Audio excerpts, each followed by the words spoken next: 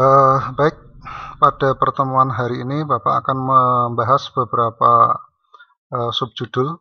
Ya, yang pertama adalah perkembangbiakan tumbuhan Gymnospermae. Tumbuhan Gymnospermae merupakan tumbuhan yang bijinya tidak tertutup kulit buah atau berbiji terbuka. Tumbuhan ini tidak memiliki bunga seperti pada tanaman Angiospermae. Namun, tumbuhan Gymnospermae memiliki alat perkembangbiakan generatif yang disebut sebagai strobilus atau rujung. Secara umum, ini yang bingung, apa sih Gymnospermae, apa sih itu Angiospermae. Ini Bapak sudah siapkan perbedaan antara Gymnospermae dan Angiospermae. Nah, ini di slide yang kedua, ini bisa kalian perhatikan ya. Dilihat dari alat reproduksinya, Gymnosperma menggunakan strobilus atau rujung, sementara Angiospermae menggunakan bunga. Yang kedua adalah pada proses pembuahan. Kalau Gymnospermae terjadi proses pembuahan secara tunggal, artinya sel sperma dan ovum itu bertemu hanya satu kali. Tapi pada tumbuhan Angiosperma terjadi pembuahan ganda, di mana yang pertama terjadi dalam proses pembentukan zigot, yang kedua terjadi dalam proses pembentukan endosperma yang berfungsi dalam proses menyiapkan cadangan makanan untuk zigot. Yang ketiga, bentuk daunnya Gymnospermae itu kaku, sementara Angiospermae itu bervariasi. Kemudian dilihat dari ovariumnya, tidak memiliki ovarium pada tanaman Gymnospermae, sementara pada Angiospermae itu memiliki ovarium. Di sini ada bunga ya, maka di situ pasti ada mungkin bukan cuma ovarium tapi sel sperma. Kemudian biji ditutupi. Kalau Gymnosperma dia tidak ditutupi, maka dia disebut sebagai biji terbuka, tetapi kalau Angiospermae ditutupi oleh daun buah. Kemudian pada batangnya, pada tumbuhan Gymnospermae itu termasuk tumbuhan yang memiliki kambium. Karena dia memiliki kambium, pasti dia akan tumbuh menjadi besar. Ya, batangnya akan besar. Kemudian pada Angiospermae di sini dibedakan ada dua jenis, yaitu monokotil dan dikotil.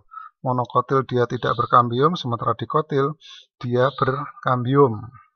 Kemudian dilihat dari akarnya, pada Gymnospermae dia berakar tunggang, berarti akarnya membesar dan kuat, sementara yang Angiospermae ini dibedakan menjadi kelas monokotil dan dikotil. Kemudian untuk contoh tumbuhan Gymnospermae itu bisa kalian cek, itu ada di halaman dari halaman 79 sampai halaman 80 ya. Contoh tanaman Gymnospermae itu bisa cemara, bisa pinus, bisa melinju, bisa damar, pohon damar ya. Kemudian kalau pada tanaman Angiospermae itu contohnya adalah bawang putih, bawang merah, kemudian keluarga anggrek, padi, jagung, dan bambu. Nah, itu tentang Gymnospermae dan Angiospermae. Kemudian kita lanjut ke metagenesis tumbuhan paku dan lumut. Ini ada di halaman 81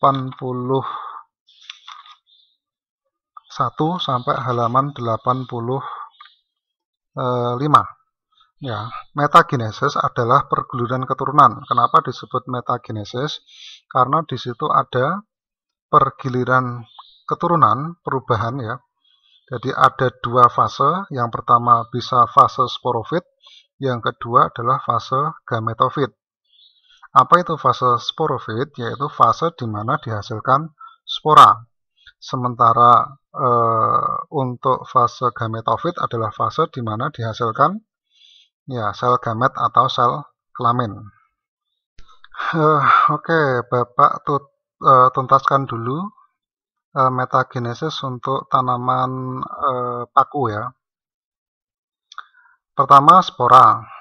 Kemudian spora jika dia tumbuh di tempat yang cocok akan berkembang menjadi protalium. Protalium akan menghasilkan antheridium dan archegonium. Antheridium dia menghasilkan sperma, Kemudian archegonium menghasilkan ovum. Nah, ovum dan sperma ini disebut sebagai sel gamet. Pertemuan antara sel sperma dengan sel ovum menghasilkan zigot. Zigot dia akan tumbuh berkembang menjadi tumbuhan paku. Tumbuhan paku kemudian dia menghasilkan sporangium. Sporangium dia menghasilkan spora. Kalau dilihat dari prosesnya ini, ya, dilihat dari pembelahan secara meiosis dan mitosis, maka akan dihasilkan pada fase spora menjadi protalium ini akan menghasilkan mitosis, ya. Di sini ada N, kemudian di sini juga N, di sini ini dan ini dan ini, ya. Dari fase spora sampai di fase ovum, sel gamet dan spermatozoid itu masuk ke pembelahan mitosis. Maka dia terjadi pembelahan secara haploid, di mana hanya dihasilkan setengah dari sel induknya. Kemudian pada waktu dia sudah ke fase ini, ya, kita sebut sebagai fase gametofit, ya, di sini. Ini dihasilkan pembelahan secara meiosis, dihasilkan kromosom sebanyak 2N dari zigot. Di sini misalnya N, di sini N, maka di sini 2N. Dari sini ke sini 2N, dari sini tumbuhan paku ke sporangium juga 2N. Dari fase zigot ke sporangium itu kita sebut sebagai fase sporofit. Sementara dari fase spora sampai ke dihasilkannya sel gamet itu kita sebut sebagai fase gametofit, itu pada tumbuhan paku. Sementara pada tumbuhan lumut ini tidak beda jauh, ya. Spora kemudian tumbuh, spora yang jatuh akan tumbuh menjadi protonema. Protonema kemudian dia tumbuh menjadi tumbuhan lumut, kemudian menghasilkan 2 sel, yaitu ada anthracidium, archegonium, ini sel alat kelamin, ya. Kemudian anthracidium menghasilkan spermatozoid, archegonium menghasilkan ovum, ovum dan sperma ketemu dia menghasilkan zigot. Zigot berkembang menjadi sporofit, kemudian sporogonium dan dihasilkan spora. Nah, ini fase-fasenya juga hampir mirip, dari spora kemudian menjadi protonema, menjadi tumbuhan lumut, menjadi sel gamet. Ini merupakan fase dari protonema, ya. Dari protonema di sini sampai di sel gamet ini itu merupakan fase gametofit.